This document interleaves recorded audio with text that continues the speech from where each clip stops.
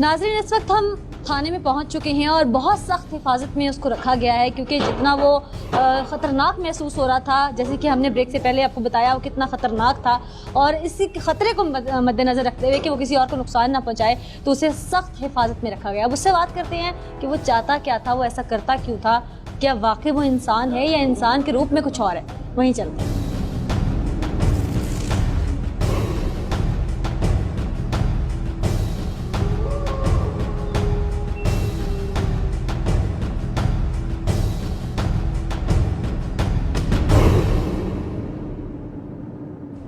नाज़रीन, जैसा कि इस वक्त हम पहुंच चुके हैं थाने में, और रात के किस पहर में आपको हमने सेकंड सेगमेंट में दिखाया कि उसको अरेस्ट किया पुलिस की जानिब से और फिर उसको लाया गया यहाँ पर। अब पुलिस ने उससे तफ्तीश की, चूंकि वो इतना खतरनाक था कि उससे फौरी तौर पर रात के उस पहर में हमारी बात करना या पुलिस को हमें कोई पिक्चर क्लियर करना बहुत मुश्किल हो रहा था। लिहाजा हमने सुबह होने का इंतजार किया और अब इस वक्त हम पहुंच चुके हैं जिस बैरक में उसको बंद किया गया है, जिस जगह पे वो मौजूद है, उससे बात करने की कोशिश करते हैं, क्योंकि दिखने में तो मुझे इंसान लग रहा है, लेकिन कोई इंसान किसी जानवर को इस तरह चीर फाड़ के नहीं खाता, कोई इंसान किसी इंसान का खून पीने की कोशिश नहीं करता। उसने सब क्यों किया? उसी से बात करने की कोशिश करते हैं, क्योंकि खतरनाक है, उसको बंद किया हुआ है। कोशिश करूंगी कुछ फासले पे खड़े होकर उससे बात करूं।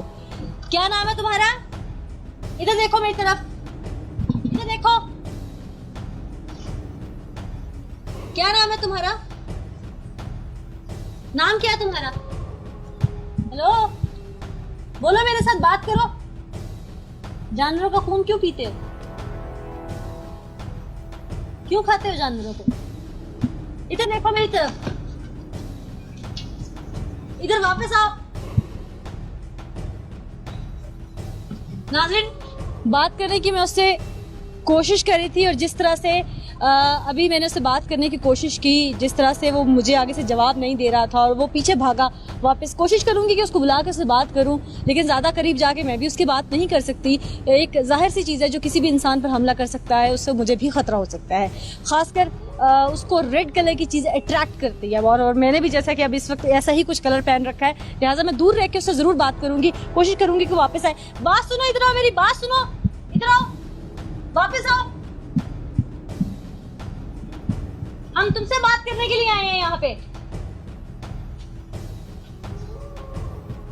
तुम्हें समझ आ रही है मेरी आवाज? इधर आओ।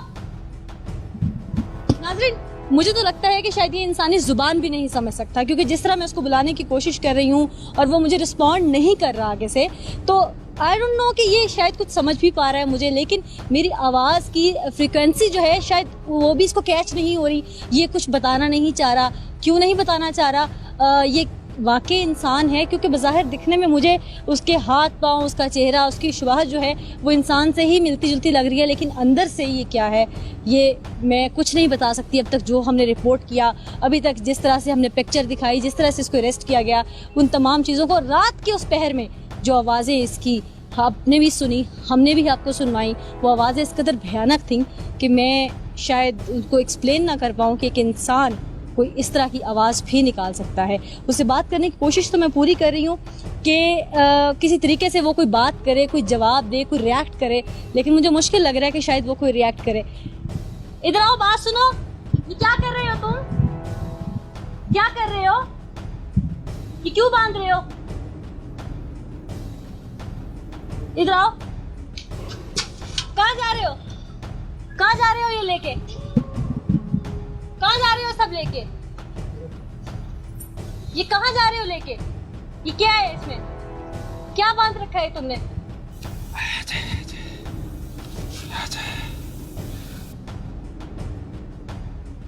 कहाँ जा रहे हो? कहाँ जा रहे हो? ये क्या है तुम्हारे पास? ये क्या है? ये क्या है तुम्हारे पास? ये क्या है? क्या है ये? क्या है ये? आवाज आ रही है मेरी? आवाज आ रही है? कौन हो तुम?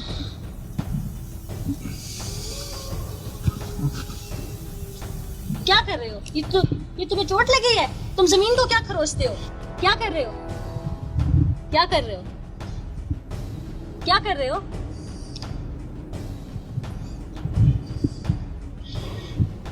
क्या कर रहे हो? बात करो मेरे साथ।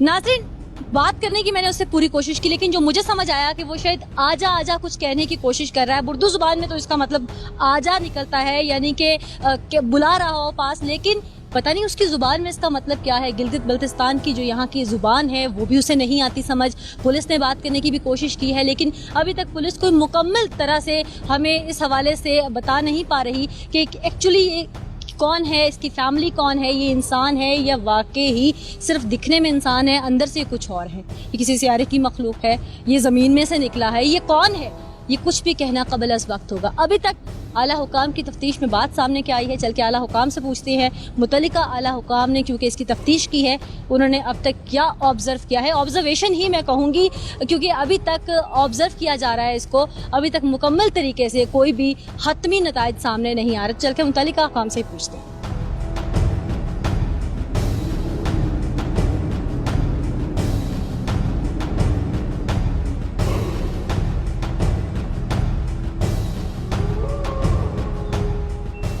नाज़रीन, इस वक्त हम मौजूद हैं एग्जेक्टिव मजिस्ट्रेट फर्स्ट क्लास हैं और इनके पास इस केस के लिए एप्लीकेशन दायर की गई थी। इन्हीं से बात करते हैं कि एक्चुअली पोजीशन क्या थी, क्योंकि अरेस्ट तो कर लिया गया है और जिस तरह से उस शख्स ने हमारे साथ भी रवैया इख्तियार किया वो भी आपने देखा। पुलिस की तफ्तीश में चीज़ क्या सामने आई, पुलिस ने क्या उस वक्त बर वक्त फौरी तौर पर तफ्तीश करके मुआयना किया, ऑब्जर्वेशंस क्या थी, उन्हीं से पूछते हैं। अस्सलाम वालेकुम। वालेकुम अस्सलाम। ये बताइएगा कि दरिंदा नुमा इंसान था ये, मैं इंसान उसको नहीं समझ रही थी, कोई किसी का इस तरह खून पी जाए, किसी को चीर फाड़ दे, वो इंसान नहीं हो सकता।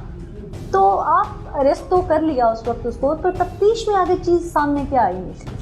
हाँ, हमारे पास क्योंकि ये मुज़ाफ़ाती इलाका है, वहाँ से कोई डेलीगेशन आई थी लोगों की मेरे ऑफिस में, उन्होंने डेलीगेशन आई थी, उन्होंने कंप्लेंट दर्ज करवा दिया बाकायदा प्रॉपरली। आम रूटीन में तो पुलिस ये वाक़या करती है, तो ये आपके पास कैसे आ गया? नहीं, हम यहाँ पर एग्जीक्यूटिव मजिस्ट्रेसी जो है वो नाफिजुल अमल है, हम खुद कॉग्निज़ेंस ले सकते हैं और पब्लिक सेफ्टी एंड हेल्थ की हवाले से, लॉ एंड ऑर्डर के हवाले से, पब्लिक सेफ्टी के हवाले से इंतज़ामिया, डिस्ट्रिक्ट इंतज़ामिया जो है वो कॉग्निज़ेंस खुद लेती है। बस दफ़ा बहुत से मामलात में पुलिस भी हमारे साथ देती है, हम पुलिस और हम जो आपस में मिल के जो है ना मामलात को, बहुत सी ऐसी चीज़ें हैं, जराइम का ख़ात्मा हो गया, लाइन ऑर्डर की मेंटेनेंस हो गई, पीस मेंटेन करना, सच हम मिल के कर लेते हैं। एनीवेज, जहाँ तक आपके सवाल का ताल्लुक है, तो वहाँ डेलीगेशन आई थी इलाके की, उन्होंने कहा कि इस तरह का एक इंसान हमने देखा है, वो हमारे बच्चों पर अटैम्प्ट करता है, हमारे बच्चों को पकड़ के खून पीने की कोशिश करता है।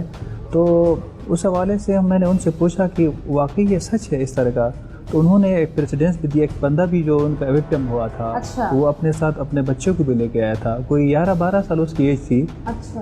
तो बच्चे से भी मैंने पूछा कि बेटा आपको क्या मसला हुआ, तो उन्होंने कहा कि एक इंसान ने मुझ पर हमला किया था, लोगों ने वहाँ पे छोड़ा, मैं स्कूल जा रहा था, सुबह घर से ना स्कूल की तरफ जा रहा था, तो जाते हुए रास्ते में अचानक रोड साइड पे मुझे पकड़ के मुझे हमला करके जो है ना मुझे खाने की कोशिश की। अच्छा। हाँ, तो उस दौरान लोग, क्योंकि सुबह दिन का टाइम था, तो लोगों ने उसको वहाँ से उसको छुड़ाया, उसकी जान छुड़ गई अल्हम्दुलिल्लाह। कार्रवाई के बाद चूंकि एक वक्त गुजरा, रात पूरी जो रात को कार्रवाई की गई देर रात, और उसके बाद हम सुबह पुलिस की मदद से थाने में पहुंचे और हमने सॉर्ट उसका करने की कोशिश की, लेकिन उसने आगे से हमसे बात नहीं की।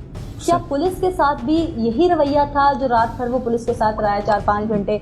पुलिस को भी उसने कोई बात की या पुलिस ने कुछ ऑब्जर्व किया उसके रवैये से? जी हाँ, पुलिस ने उसको बाकायदा अरेस्ट करके जो है ना, तकरीबन 10-12 पुलिस बंदे थे सब इंस्पेक्टर के साथ, उन्होंने उसको पहले थाने में पकड़ के थाने में डिटेन किया। डिटेन करने के बाद फिर मेरे कोर्ट में लाया उस बंदे को। कोर्ट में लाया तो मैंने उसको एग्जामिन किया। उसको एग्जामिन किया तो वो मेंटली रिटार्डेड लगता था, मतलब कोई नॉर्मल इंसान नहीं लगता था। जहाँ तक मैंने उसको ऑब्जर्वेशन किया उसके ना, प्रॉपर बात की उसने? नहीं, मैंने उससे बात करने की कोशिश की तो वो कोई बात नहीं कर पा रहा था, न कोई उसकी ज़बान समझ में आ रही थी, वो सिर्फ एक गुर्राने की एक आवाज़ आ रही थी। तो मैंने उसको एग्जामिन किया तो वो उसका मुंह, जब वो पुलिस वालों ने कहा कि जो पुलिस का मुतल्लिका बंदा था, कोई SHO था, उस पर भी उसने हमला करने की कोशिश की। पुलिस पे अटैक किया? बिल्कुल अटैक किया था। तो उन्होंने मुझे ये कहा कि सर हम इसको जो है ना 12 बंदे जो है 10-12 बंदे जो उन्होंने पकड़ के लाया, तो उसके अंदर इतना कदावर, इतनी उसके अंदर एनर्जी थी कि वो हमने भी देखा। हाँ, तो इतनी एनर्जी थी कि मेरे ऑफिस में उसकी जो है ना पकड़ नहीं सक पा रहे थे, वो उनको फेंक रहा था, पीछे से धकेल रहा था उनको। 10-12 पुलिस जवानों को ना पीछे धकेल रहा था। आपके पास लाया उसको, जब आपने एग्जामिन किया तो एग्जामिन में कोई ऐसी चीज सामने आई जिससे एक दफा चौंक गए आप भी? पुलिस वाले को कहा कि उसका मुंह खोलना है, तो मुझे जब उसका मुंह थोड़ा सा खुला, उसका मुंह खुला तो मैंने जो है ना उसके मुंह में खून देखा। जाहिर है वो इंसान खाता है, जानवर खाता है, तो ब्लड तो नेचुरल है कि उसके मुंह में जो है वो बिल्कुल हो सकता है। हाँ, जो है अक्सर औकात ये बिल्लियाँ, कुत्ते और कुत्तों के बच्चों को ये चीर फाड़ के खाता रहता है पास में। ये कंप्लेंट है, बाकी रिटन कंप्लेंट। आपने हमें सारी डिटेल से इस केस की तफसीलात जो अभी तक पुलिस ने इन्वेस्टिगेट किया वो हमें बताया।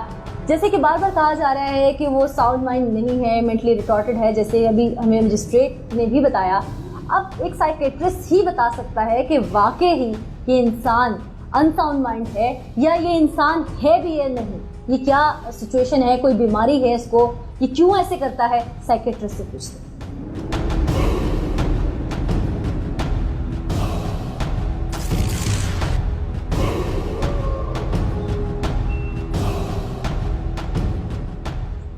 नाज़रीन, इस वक्त माहिर नफ्सियात डॉक्टर सदाकत अली हमारे साथ मौजूद हैं। उन्हीं से जानते हैं कि ये इंसान नुमा शख्स वाकई इंसान है।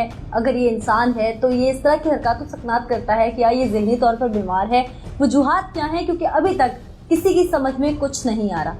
बहुत शुक्रिया डॉक्टर साहब हमें वक्त देने के लिए। इंसान नुमा शख्स और फिर उसका जानवरों को चीरना फाड़ना और फिर इंसानों को भी वैम्पायर की तरह उन पर अटैक करना, क्या एक इंसान इस तरह की हरकत कर सकता है? बिल्कुल, इंसान इस तरह की हरकत कर सकता है। ऐसी नफ्सियाती बीमारियां हैं जैसे शिज़ोफ्रेनिया है, जब किसी को होता है तो उसका इम्कान होता है कि वो इस किस्म की अनोखी हरकतें करे। आम शिज़ोफ्रेनिक इस तरह की हरकतें बिल्कुल नहीं करते। उनमें कुछ ऐसे होते हैं जिनमें शिज़ोफ्रेनिया के इसमें भी रेयर केसेस होते हैं।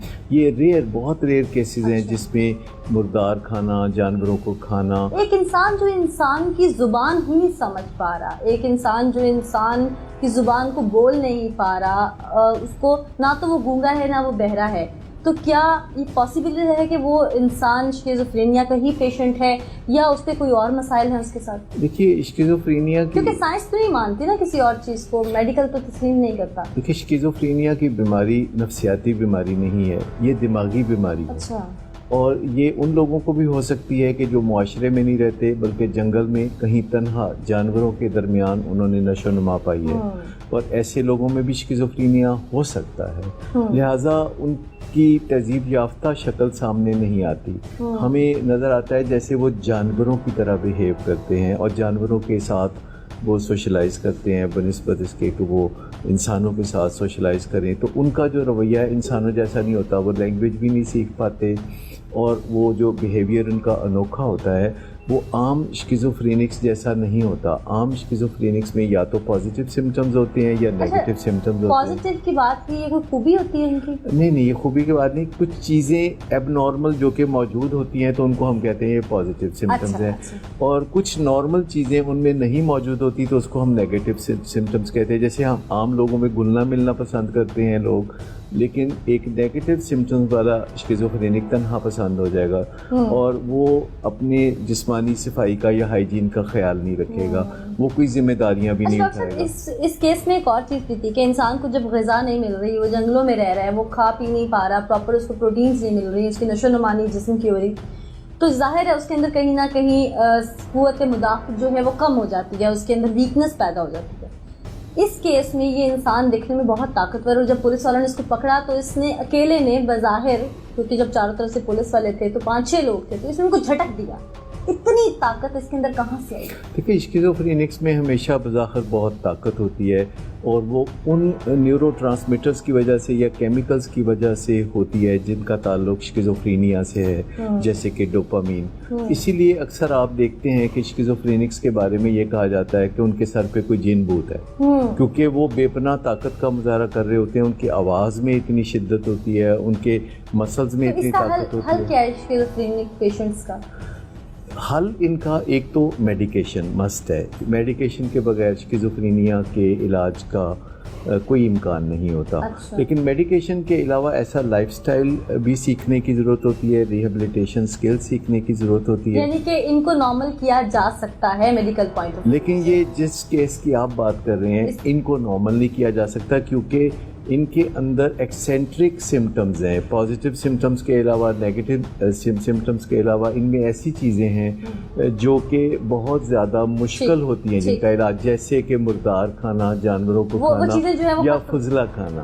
तो जब किसी में ऐसी चीज़ें होती हैं तो उनका इलाज इंतहा। बहुत शुक्रिया डॉक्टर साहब, आपने हमें अपना कीमती वक्त दिया। नाज़रीन, इंसान नुमा शख्स, दिखने में एक आम इंसान, लेकिन आदात, हरकत एक आम इंसान से बिल्कुल मुख्तलिफ। किस तरह से पुलिस ने अपनी कार्रवाई की, किस तरह से उन लोगों ने अपनी दुख भरी दास्तां सुनाई जिन पर इसने अटैक किया, वो बच्चे, वो बुजुर्ग, वो सब आपने अपनी आंखों से देखा। ये वाकई इंसान है।